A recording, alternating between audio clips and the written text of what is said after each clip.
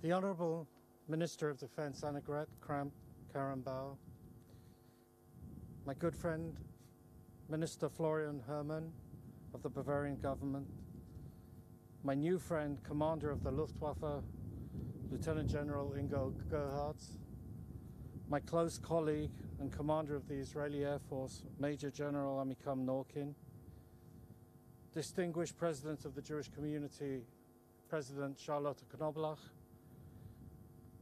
my good friend Uwe Becker, who is the chairman of the Deutsche Israelische Gesellschaft, to all my colleagues and friends here today. This is a unique event in a place that evokes contrasting emotions. On one level, there are names that will always epitomize hatred, cruelty, brutality, and the complete abandonment of any humanity. Dachau is one of them, along with Auschwitz, Buchenwald, Bergen-Belsen, Majdanek, Treblinka, Theresienstadt, and others. All of these names will remain forever etched on our collective Jewish consciousness. It is part of this tragedy that the millions of victims of the Shoah and many of the survivors would never be able to foresee such an event as this, and know that their suffering and sacrifice was forged into a more promising reality that included a homeland for the Jewish people in Israel. Indeed, being here as the ambassador of Israel to Germany, along with the commander of the Israeli Air Force and his fellow pilots, is a source of immense personal and national pride, and one of the ultimate guarantees that the horrors of this place witnessed will never, but never happen again. It is also inspiring for me, and at times defies belief, that on this day we can be with our German colleagues and together transform this burden of history to an historic moment of friendship and partnership. It is in this spirit that we should recall, as the Minister of Defense did, the Chancellor Angela Merkel's speech in the Knesset in Jerusalem in 2008, when she said that the historical responsibility to Israel's security is part of Germany's raison d'etre, the Stadträson, and that Germany, by accepting its enduring responsibility for the moral disaster in its history, will be able to build a more humane future.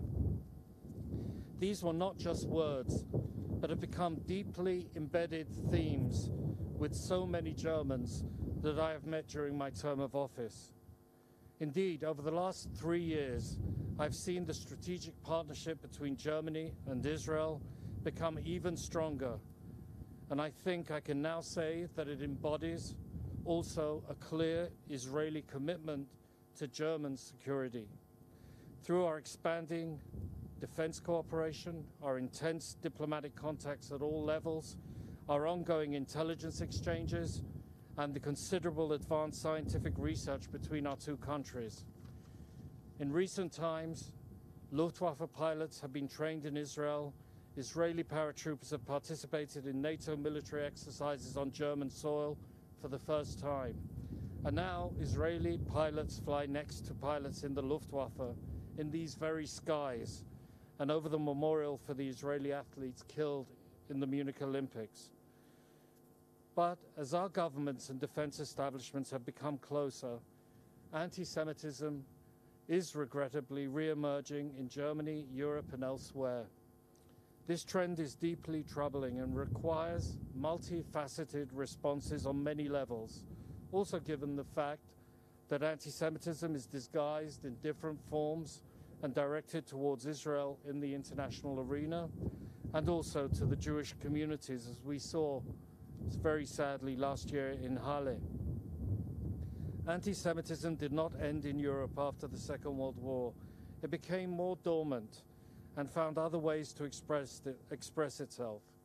It has now re-emerged, and we can spare no effort in responding to this challenge in a resolute manner. It threatens the very essence of democracy, freedom, and tolerance.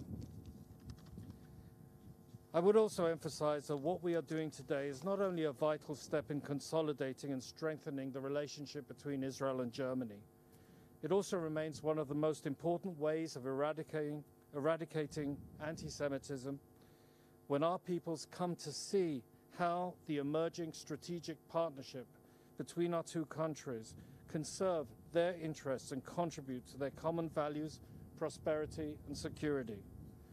Ladies and gentlemen, in the last few days we have seen further conciliation between Israel and the Arab world. I hope the agreement between the United Arab Emirates and Israel can enhance regional dialogue, stability and a broader peace in the Middle East, in much the same way Europe has known peace for several decades. The peace arose from the ashes of the last Great War, and what happened in places like Dachau is still a very considerable phenomenon. While we can never erase Dachau from our memories, maybe today we can take another significant step together in dignifying the memories of the victims of the Shoah and the valiant survivors by demonstrating that the relations between Israel and Germany will no longer be defined by the history that divided us, but rather by a common destiny that could unite us. Thank you.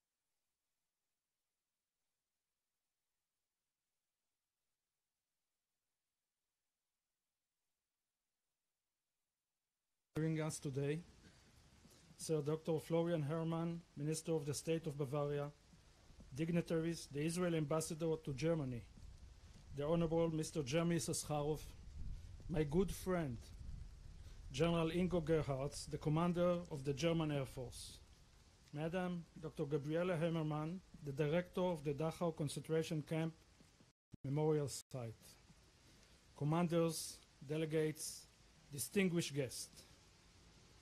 I am honored to be standing here today in the Dachau concentration camp as the commander of the Israeli Air Force in the 72 years since the establishment of the State of Israel.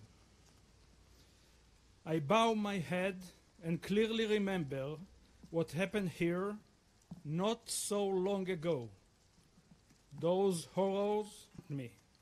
In my mind, I see those families were erased from the face of earth so savagely during the war. The Jewish culture, which was bitterly demolished, and the atrocities in this camp. I remember it all, and not for a moment will I ever forget. Standing here today, I raise my head and look toward to the future. This future encompasses Germany. Germany has become a strategic partner, and the German Air Force a true partner of the Israeli Air Force. Beside me today, here, I am proud to have Major Iftach Shlomi, whose grandfather was a Dachau survivor. A few days ago, I got together with the numerous Israeli Air Force pilots who had outlived the Holocaust. They had managed to immigrate to Israel and became Israeli Air Force pilots. During the 60s, nearly half of all the Israeli Air Force pilots were Holocaust survivors. They did not share their stories. Instead, they were occupied in fulfilling the Zionist vision and diligently protected our country. Prior to flying here, I also met with the families of the Olympic athletes who were murdered in cold blood not far from here during the 72 Munich Olympics. Each family I met offered me words of strength and support by blessing the Israeli Air Force as it takes this major step forward. All of them congratulated us on behalf of the joint flyover and this joint exercise. Recently, the German president has visited Israel. During his trip, he toured Yad Vashem, and this is what he wrote in the visitor's book. Here, in this place, memory becomes pain, sorrow, and shame. While taking responsibility for what happened, we stand by Israel and work for a common future. So important, so meaningful for all of us. Right now, looking out at all of you, friends and partners alike, I fully understand the real meaning of the profound mission awaiting the Israeli Air Force. Today, the Israeli Air Force is participating for the first time in history in an aerial maneuver in the German skies. We are training and learning, friend from friend, force from force, and military from military. Even in the midst of this global pandemic, we have chosen to carry out this joint training. This cooperation is powerful and meaningful, especially during these challenging days. Currently in Israel, joint activities are taking place between our forces. At the Tel Nof Air Force Base, German pilots are being trained by their Israeli counterparts by flying remotely piloted aircraft. I am proud of this relationship. I respect and appreciate my friend, a commander of the German Air Force, General Gerhardt.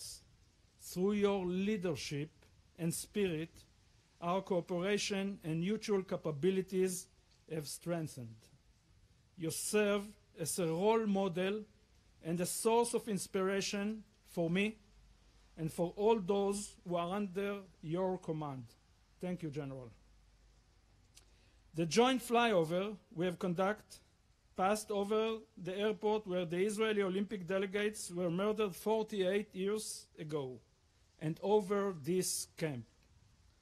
Via this flyover, the Israeli Air Force, alongside the German Air Force, a long-awaited winds of change, a superior message of a safer, brighter future for the coming generations. If we had told a Jewish child survivor here in Dachau that in 75 years a flyover would take place above the camp, led by Israeli Air Force aircraft, wing to wing with the German Air Force, he would have said that we had probably lost our mind. If we had told him that seated in the lead aircraft was Squadron Commander Lieutenant Colonel Gal, granddaughter of Holocaust survivors, together with the commander of the German Air Force and the commander of the Israeli Air Force, he would have definitely thought himself delusional. And today, we have proved that this is no dream. This is coveted reality.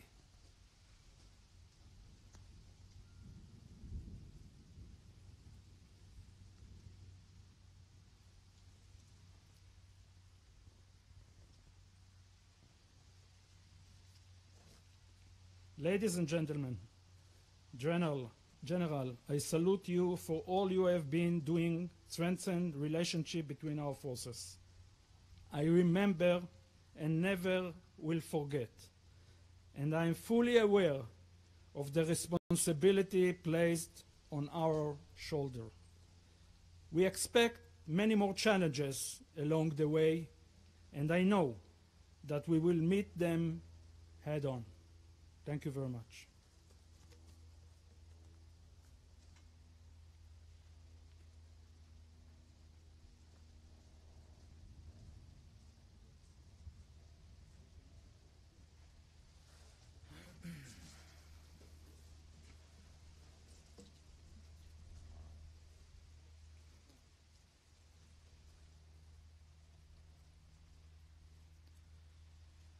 שיר המעלות ממעמקים הקראתיך אדוני אדוני ישמע בקולי תהיינה אזנך קשבות יסלקו אדוני אם עוונות תשמע ראיה Adonai mi yamot ki emcha aslicha lemana tivare keveti Adonai kifta nafshi velid varaya chati נפשי לאדוני משיימרים לבוקר שיימרים לבוקר יחל ישראל אל אדוני כי מדיני החסד והרבה מפדות וכו יפדה את ישראל מכל עבודותיו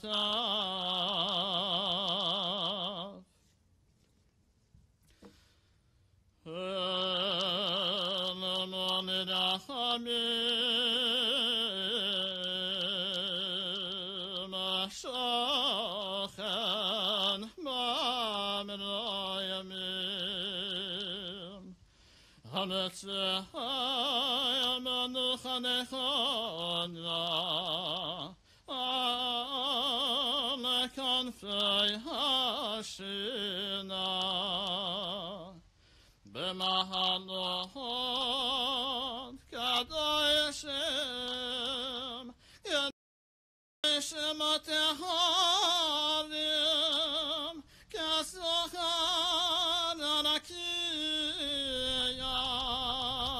מהירים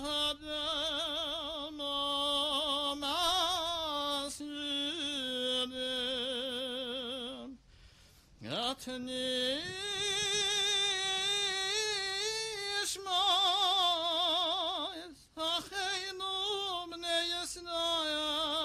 הקדושים והטהורים שנפלו בידי הרוצחים ונשפך דמם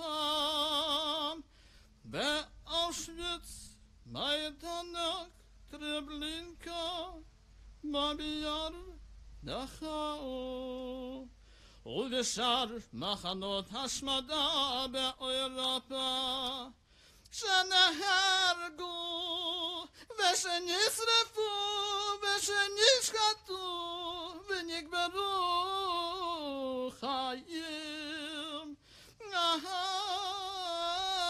לקדושת השם בעבור שאנו מתפללים לעילוי נשמותיכם בגן עדן תהי מנוחתם לכן מלא רחמים יסרם בסתר כנפנף לעולמים ויצרור מצרות החיים את נשמתם אדוני הוא נחלתם וינוחו ושלום על משכבם ונאמר אמן.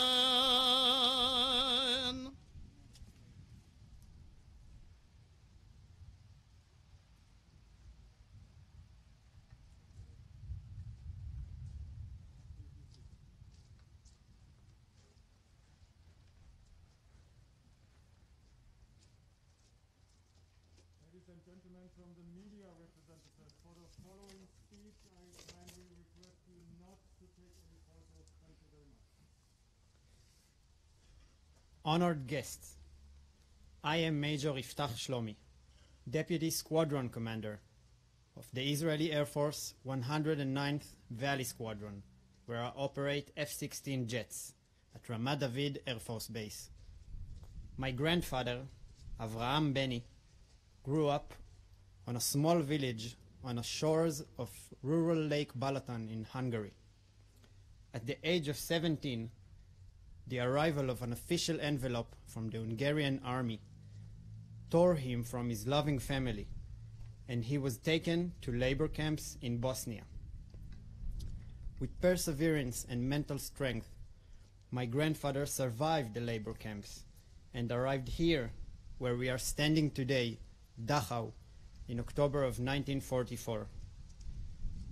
Along with another 150 inmates from his barracks, he was tormented, starved, and endured slavery until the end of the war in May 1945.